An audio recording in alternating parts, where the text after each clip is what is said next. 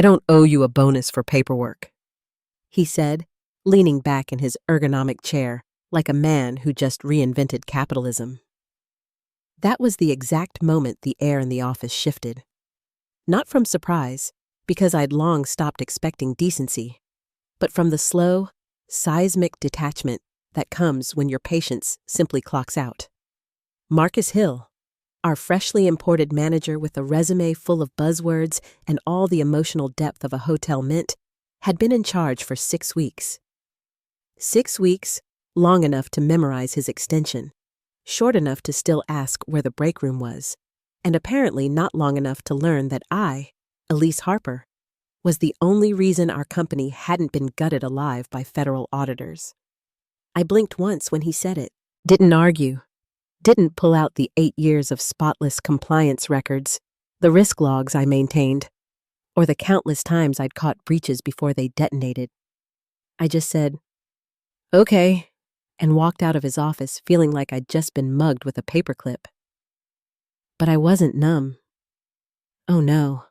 I was archiving everything, every comment, every file, every receipt.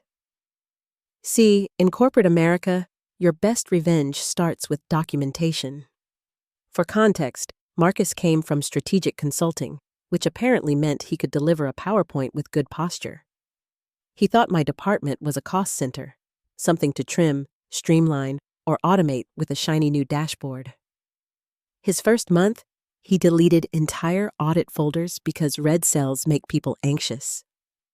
He once told me to replace compliance incident with process opportunity in our logs because it sounded more positive. The man spoke fluent corporate nonsense. His favorite phrase? Legacy overhead, which, in Marcus speak, meant human beings doing invisible work. He believed compliance was clerical, just some paperwork. What he missed, of course, was that the so-called paperwork he dismissed was the scaffolding that kept a $287 million defense contract from collapsing. But hey, who's counting, right? Bonus season hit like a car crash. Compliance never got the fireworks, but you expect acknowledgement. A little, "Thanks for keeping us out of handcuffs this year." Instead, at 11:48 p.m. on a Thursday, an automated HR email landed in my inbox. "This year, your bonus amount is..." No explanation, no conversation, just a quiet slap from payroll. So, the next morning, I walked into Marcus's glass-walled office. Calm, polite. I asked if there had been a mistake. He smirked, stretched, and said that line again like it was wisdom. "I don't owe you a bonus for paperwork." My voice didn't shake. "What would you say it is that I do here, exactly?" He blinked, tilted his head, and said, "Honestly? Not sure. Something to do with regulatory forms, right?" 8 years of crisis prevention, and the man couldn't describe my job without using the word forms. I smiled, thanked him for his time, and walked out. That was the moment the fuse lit. He thought he'd buried me under an insult. What he didn't know was that I was still the designated compliance officer on our highest value certification, the one tied directly to our multi-million defense client, a certification that could not be renewed, modified, or reassigned without my credentials and signature, and he'd never even checked. Over the next few weeks, Marcus strutted around like a toddler in Dad's suit, issuing efficiency memos, reorganizing workflows, deleting approval chains, and dumping sensitive reviews on interns. He cut oversight in half and called it agility. He loved saying, "We're breaking silos while dismantling the only systems keeping us compliant." I watched him turn a flawless structure into a compliance Jenga tower. And through it all, he assumed I'd keep quietly cleaning up behind him. He wasn't entirely wrong. For 6 days, I did. Then I stopped. No drama, no announcement, just silence. Instead of fixing, I started logging. Every skipped approval, every unauthorized sign-off, every deleted record, time-stamped, archived, encrypted. I didn't say a word. Marcus thought silence meant submission. He didn't realize silence can also mean strategy. Marcus didn't notice at first. He never does. Men like him assume if the lights are still on, someone else must be paying the bill. He kept sending late-night Slack messages about quick wins and low-hanging fruit, rearranging org charts like Lego sets, all while thinking he was some visionary. 2 weeks later, a department-wide memo landed. Effective immediately, the compliance and risk team will transition to a more project-based model. Titles will be standardized to streamline hierarchy. Translation: he'd just demoted me to compliance associate. Not senior, not manager, associate. The man had effectively fired me by spreadsheet. The insult didn't sting because of ego. It stung because he didn't even ask what I did before deciding I didn't matter. He didn't ask which systems I controlled, which certificates my name was tied to, or what the term designated officer meant in a federal contract. He saw a quiet woman in her 40s who didn't grandstand and assumed I was optional. But he just made me untouchable. By stripping me of all official responsibility, he also removed me from liability. I wasn't on the org chart anymore. I wasn't copied on approvals, added to meetings, or looped into discussions. In other words, I was invisible. And invisible meant untraceable. So, while Marcus slashed processes like a machete through the jungle, one small line of text sat untouched in our system. A designation field under primary compliance officer linked to our biggest client contract. Guess whose name it still listed? Elise Harper. My login, my signature, my authentication token.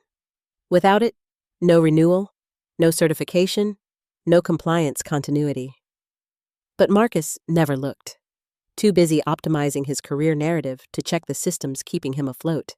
Around that time, I started polishing my resume. Not because I was angry. Anger is exhausting. But because I was done. There's a difference. I began each morning like clockwork, swiping my badge at 9 a.m., logging my hours, smiling through meetings I wasn't invited to, and quietly documenting the downfall. Every file Marcus touched became evidence. Every shortcut, every undocumented approval, every temporary fix went into a private archive. Meanwhile, he was boasting about reducing red tape on LinkedIn. I let him. For 2 more weeks, I worked in silence. Then one Friday, I drafted my final internal audit report. It listed 7 outstanding documentation gaps and 3 unresolved certifications that required officer-level sign-off before expiration. I named the file Risk Exposure Summary, Post-Transition Q3. I sent it to Marcus at 8:03 a.m. The read receipt came back at 8:11. No reply. By 8:12, I knew he'd already forgotten it. That's the thing about people like Marcus. They don't hear warnings unless they explode. I spent that afternoon cleaning out my desk. 2 pens, a dead succulent, and an old granola bar that could probably survive a nuclear event. I backed up personal files, wiped my laptop, and followed every exit protocol to the letter. No sabotage, no traps, just neat, traceable order. The only thing I didn't do was reassign my officer designation. In compliance, transitions aren't automatic. A designated officer has to formally pass the baton, update credentials, and validate the successor. HR didn't ask, legal didn't remind me, and Marcus didn't know what a baton even was. So, I didn't. Not out of revenge, out of accuracy. I wasn't the villain. I was just exact. At 9:10 a.m., Monday, I emailed HR. Please accept this letter as formal notice of my resignation, effective immediately. All offboarding procedures completed. They replied 12 minutes later. Thank you for your contributions. Your account will be deactivated by end of day. I logged out before they could. No drama, no farewell lunch, no balloons with my name spelled wrong. Just an empty chair and a system still quietly blinking my name under a $287 million contract. and somewhere in the background, a timer had started ticking. Marcus strutted through the weeks after I left like he'd conquered something. He gave speeches about streamlining inefficiencies and redefining operational culture, filling slide decks with stock photos of people shaking hands. He replaced real compliance terms with whatever buzzwords he'd scavenged from a leadership podcast. The man was allergic to substance. The week after my departure, he even held a department vision meeting. I wasn't there, obviously, but someone from accounting later told me about it over coffee. Marcus stood in front of a PowerPoint slide titled New Horizons in Governance and said, "We're moving from oversight to insight." He had no idea that the literal oversight, me, had already left. And in my absence, something else was quietly leaving too: their certification validity. 3 days after my resignation, the first system flag appeared, a routine renewal alert. Normally, I'd handle those within hours. Now, it just sat there, blinking red in a queue no one monitored. By the end of the week, reminders escalated to warnings. Then came a compliance inquiry from the client's internal audit team, politely requesting an updated officer credential. That email went to the address listed on the certificate, mine. It bounced. The system auto-forwarded to the secondary contact, Marcus. I can picture it, him glancing at the subject line, maybe rolling his eyes, assuming someone else would handle it. He probably forwarded it to IT with a one-line message. Can someone check this? Meanwhile, I was 2 states away, sitting on a porch in Vermont, sipping coffee, watching leaves burn red against the morning sky. I wasn't plotting. I was resting. For once, silence was just peace. But peace doesn't mean blind. I still checked public dashboards now and then. You'd be surprised how much regulatory data sits in plain sight. I saw when the audit request changed from pending to escalated. I saw the renewal window counting down. The certificate had 30 days before expiration. By day 26, the tone of the client's emails shifted from polite to urgent. Please confirm renewal status. This certification governs contractual access and liability thresholds. Immediate attention required. Still, Marcus didn't react. His assistant flagged it once, but he brushed it off with, "We've got it under control." At 7:42 a.m. on day 28, the final alert went out. Urgent. Certificate expiration imminent. His assistant forwarded it with, "Look serious." Want me to reply? Marcus, half awake and overconfident, replied, "No worries, I got this." He didn't. The following morning, at precisely 9 a.m., the client's external auditor, a man named Stephen Green, sent a meeting invite titled Certification Lapse. Contract review required. No emojis, no explanations, just attendance mandatory. The boardroom filled slowly. Legal, procurement, finance. Marcus showed up late, smoothie in hand, shirt wrinkled, confidence intact. He started with a grin. "Just a minor compliance hiccup," he said. Green didn't even glance up. He opened a folder, laid one printed page on the table, and began. This certificate governs risk thresholds and data access for your $287 million defense contract. It expired 3 days ago. Certifying officer, Elise Harper. Status, inactive. Renewal, not filed. The room went still. Legal's pen froze mid-note. Procurement looked like they'd seen a ghost. Marcus shifted in his seat. "Must be a system lag," he said, voice too high. Green turned another page. "We checked. Your IT logs show no updates since August. Real-time data. No lag." Silence. Someone coughed. Procurement scribbled liability in the margin of a notebook. Then Green looked Marcus dead in the eye. "Miss Harper no longer works here, correct?" Correct," Marcus stammered. "She was supposed to transition those duties." Green nodded slowly. There's no record of a transition. No reassignment, no renewal, no officer designation update. That constitutes a breach. The room inhaled as one organism. Green folded his hands. Until compliance is restored, all disbursements are suspended. Translation: 287 million frozen. The words hung in the room like smoke. All disbursements are suspended. Legal's head snapped up.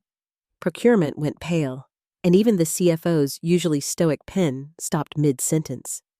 Marcus swallowed, eyes darting for an exit that didn't exist.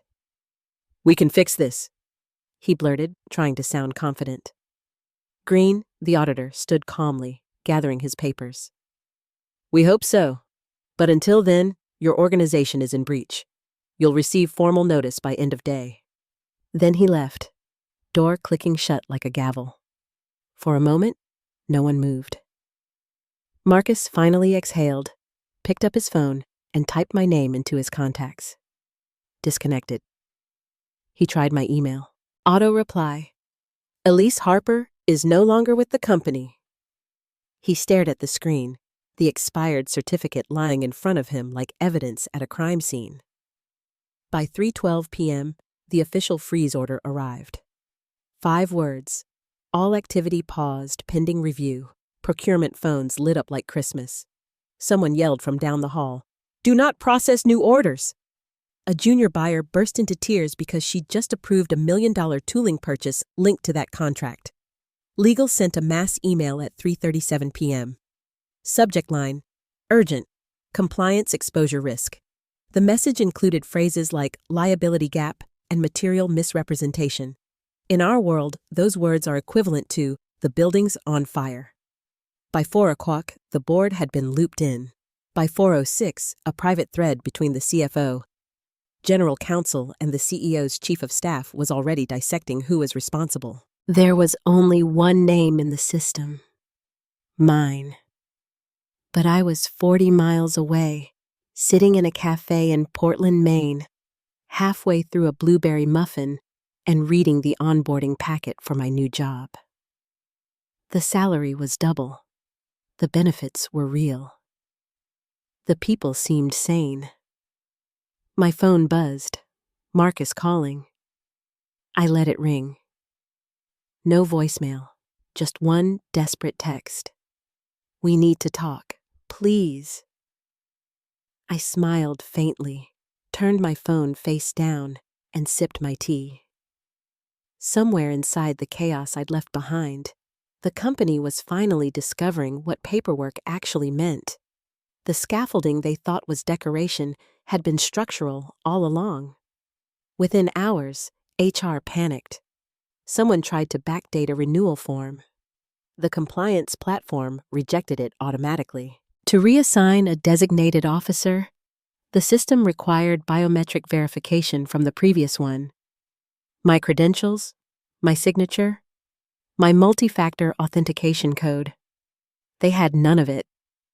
They couldn't even appoint a new officer without confirming I'd been formally offboarded, which had never happened. HR had acknowledged my resignation, but never processed the transfer. Legal scrambled for a loophole. 8 suggested creating a dummy profile. That triggered an automatic audit flag.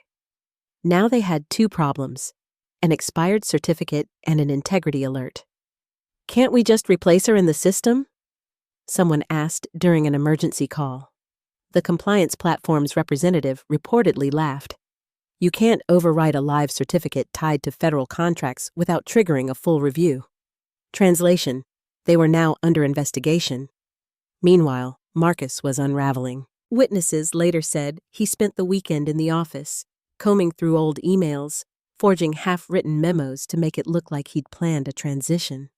But timestamps don't lie. The client had already hired a third-party audit firm to trace every access log and signature trail since my departure. Every missing handoff, every unfiled update, every gap pointed directly to him. And when Green, the auditor from hell, started CCing the board on his progress notes, Marcus's fate was sealed. One of Green's emails reportedly read, "Either your leadership acted in bad faith, or it was gross negligence. There's no third option." The board scheduled an emergency meeting for Monday morning. The CEO was still on a yacht somewhere off the California coast, unreachable except by satellite phone. When the CFO finally got through, she left a message that started with, "We have a problem," and ended with, "You need to get back." By the time the CEO's jet touched down Monday morning, the company was already a slow-motion car crash. He stormed into headquarters at 8:47 a.m., still in travel clothes, sunglasses in one hand, phone in the other, barking orders before he even cleared the lobby. The boardroom was packed. CFO, General Counsel, Procurement Lead, and Marcus, pale and sweating through his shirt. "Sit," the CEO said, voice razor flat. No one dared move. The CFO slid a single printed page across the glass table. The CEO scanned it once, twice, then read aloud. "Certification, Defense Systems Division, contract value $287 million. Officer, Elise Harper. Status, expired." He looked up slowly. No one renewed this? Silence. He turned to Marcus. "You were her manager. What was your transition plan?" Marcus stammered. "Well, I assumed HR would handle—" "You assumed?" The CEO interrupted. "Did you speak to Elise before she left?" Marcus blinked. "No, but she wasn't exactly communicative after the restructuring." "So, you demoted her, stripped her authority, removed her from meetings?" The CEO said evenly, but left her name on the only compliance certificate keeping our biggest contract alive. Marcus opened his mouth, but no sound came out. The CEO didn't raise his voice. He didn't need to. The silence did the work. "Tell me," he said finally. "Please tell me you paid her." The room froze. The CFO shifted uncomfortably. Marcus's voice dropped to a whisper. "We, reclassified her role. It wasn't considered revenue generating." The CEO's expression didn't change. "So, you denied a bonus to the one person who could have prevented this," he said quietly. "You deleted her title, reassigned her duties, and ignored every safeguard she built." He turned to legal. "Exposure?" "Contract suspension," legal replied instantly. "External audit, potential reputation damage, and possible financial disclosure if the client terminates." "And are they terminating?" The CFO looked at her tablet. "They've already started vendor replacement talks." The CEO exhaled once, a slow, dangerous breath. "You cut her bonus," he said to Marcus. "You called her paperwork." The words hit harder than a shout.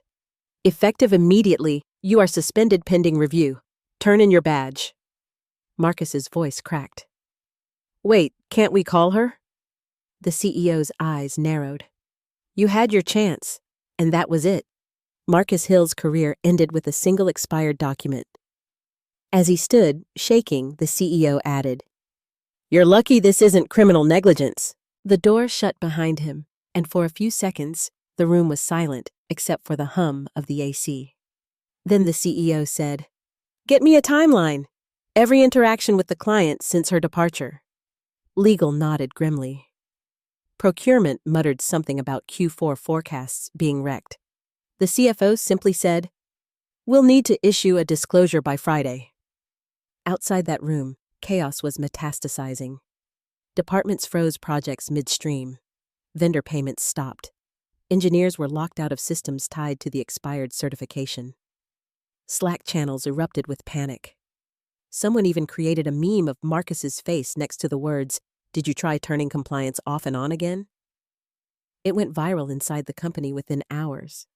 And me? I was sitting in a sunlit office 2 cities away, unboxing my welcome kit at the new firm. Real hardwood floors, not carpet tiles. A boss who asked what kind of chair I preferred. A CFO who thanked me for catching a minor clause discrepancy during orientation. It was surreal, the calmness of it all. My phone buzzed again. An email from Marcus. Subject line, quick touch base. Hey Elise, wondering if you'd be open to a short consult about the certification process. No big ask. Just some quick guidance. Totally understand if you're busy. Would love to connect. M. He'd even added a smiley face. I didn't respond. I forwarded it to my attorney with a note. This is the guy who called my job paperwork. My lawyer didn't waste time. Within an hour, he drafted a clean, surgical response. Ms. Harper is not available for consulting at this time. Any further attempts to contact her directly without formal legal arrangement will be considered a boundary breach. He sent it himself. Copied legal. One less thing for me to think about between my new onboarding sessions and the ergonomic chair fitting my new company insisted I have. Meanwhile, back at my former office, panic was spreading faster than a server virus. The client had escalated formally now. They weren't asking questions. They were demanding evidence. Every authorization, every renewal form, every timestamp tied to my credentials had to be produced. The audit firm wanted a complete chain of responsibility. HR couldn't find one. Legal blamed HR. HR blamed Marcus. Marcus blamed process confusion. It was like watching a circus fold its tent while still on fire. The auditors requested system logs, metadata, change histories, access lists, anything that could prove a transition occurred. All roads led to me, and every trail ended on the day I resigned. No delegation forms, no new officer assignment, no certification reissue. Just a blinking red flag under my name that said, inactive officer, certification expired. Then green, the auditor from hell, escalated his tone. His next email was copied to the board directly. The subject line read, immediate compliance breach, vendor liability risk. The body of the message was colder than steel. Either your internal leadership failed to recognize the gravity of designated officer continuity, or this company acted in bad faith. Both interpretations indicate severe governance failure. That line alone was enough to make any executive lose sleep. The board called another emergency meeting, without the CEO this time. They wanted legal, compliance, and finance. The CFO dialed the CEO mid-flight, but his voicemail caught it again. Out of range. She left another message, shorter this time. They're pulling the deal. Get back. Marcus, meanwhile, was imploding. Witnesses said he started camping in his office. He dug through Slack messages, emailed people he hadn't spoken to in years, even tried to rewrite the narrative. He drafted fake handover memos, but forgot about metadata timestamps. Every forged document just made him look worse. It confirmed that no reassignment logs existed in any internal system. Legal confirmed the same. The third-party audit firm traced every compliance activity for the last 6 months. After my resignation date, there was nothing. No recorded oversight, no officer approval, no valid signature. It was as if the compliance department had flatlined. The client's procurement team stopped all orders. Their legal department issued a formal notice of breach. The ripple effect hit instantly. Quarterly forecasts were slashed by $60 million. Vendor relationships froze. The CFO began preparing damage control language for investors. Temporary operational disruption, unforeseen compliance gap, corporate poetry for we screwed up. Late that night, Marcus made one last desperate move. He called my new office. I was reviewing a policy draft when the receptionist appeared with a pink post-it note. Caller said it's urgent, she whispered. Sounded panicked. I smiled, tore the note in half, and dropped it in the recycling bin. Across the hall, my new boss waved, asking if I wanted coffee. I nodded. The sunlight from the window hit my desk just right. Bright, clean, new. For the first time in years, I felt completely unburdened. Not vindictive, not smug, just done. Because the truth was, I hadn't sabotaged anything. I'd simply stopped saving them. I did my job. They didn't do theirs. And now, The consequences were showing up right on schedule. Back at my old firm, the board finally reached the CEO.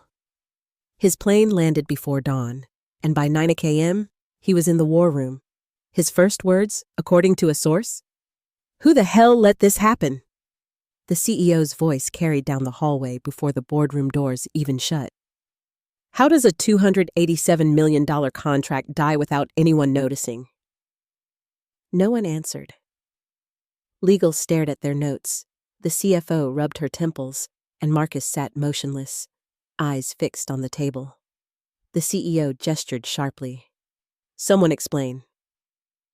The CFO slid over the audit report from Green's firm. "It's all in there," she said quietly.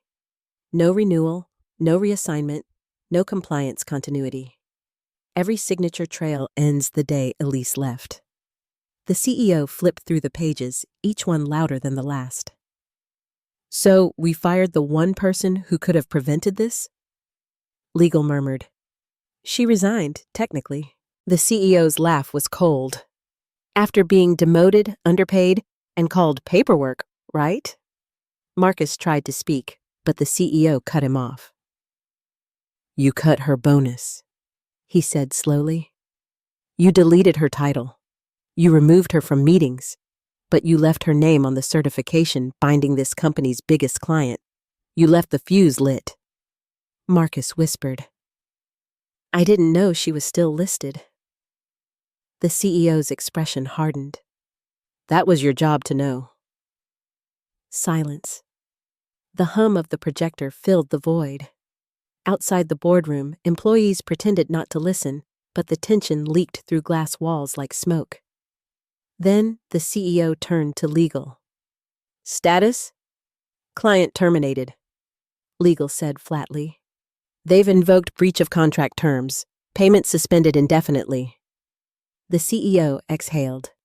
"And our stock?" The CFO didn't need to check. "Down 9% since the freeze, 14 by Monday." The CEO nodded once. "Issue the statement. Phrase it as temporary vendor disruption." Then, turning to Marcus, he said, "You're done. Effective immediately." Marcus didn't argue. He just sat there, pale and hollow, before sliding his badge across the table. The CEO's voice dropped lower. "Do you understand what you've cost this company?" Marcus looked up, eyes wet. "It was just paperwork," he whispered. "Exactly," the CEO replied. "And that's why you'll never work in leadership again." When Marcus walked out, the silence that followed wasn't relief. It was grief. Grief for the arrogance that had turned diligence into a punchline. Within hours, HR sent out the official announcement. "Marcus Hill is no longer with the company. We are grateful for his contributions." But someone leaked the real termination reason from the system. Negligent mismanagement of high-risk contractual obligations. It spread through Slack like wildfire. Memes followed. Someone posted a photo of a paper shredder captioned, "Marcus's compliance strategy." By the afternoon, the hashtag #paperworkgate was trending internally. I didn't post anything. I didn't even read the comments. Instead, I stayed focused on my new job, where people actually listened when I spoke. The following week, during a team meeting, my new boss paused mid-sentence and said, "Elise, that control adjustment you suggested? Brilliant catch." Simple words, but they landed like healing. 3 weeks later, a courier showed up at my new office, delivery for Ms. Harper. Inside was a tall bouquet of white orchids. No card, no logo, just a note taped to the wrapping. "Thank you for your silence." I stared at it for a long moment, then smiled. The only person who would send something like that was someone who'd realized, far too late, that silence hadn't meant ignorance. It had meant precision, strategy, survival. That night, when I got home, I opened my laptop to check payroll. A new deposit notification blinked. Signing bonus, $47,000. I read the number twice, not because I was surprised. It was in my contract, but because it felt symbolic. A punctuation mark at the end of an undervalued sentence. I whispered it softly to the empty room. You don't owe me a bonus. Then I laughed quietly, closed the laptop, and leaned back in my chair. Because I kept every receipt, every file, every timestamp. Not out of revenge, out of proof. Proof that paperwork isn't paper. It's protection. And in the end, it wasn't me who froze that $287 million deal. They did. All I did was stop saving them.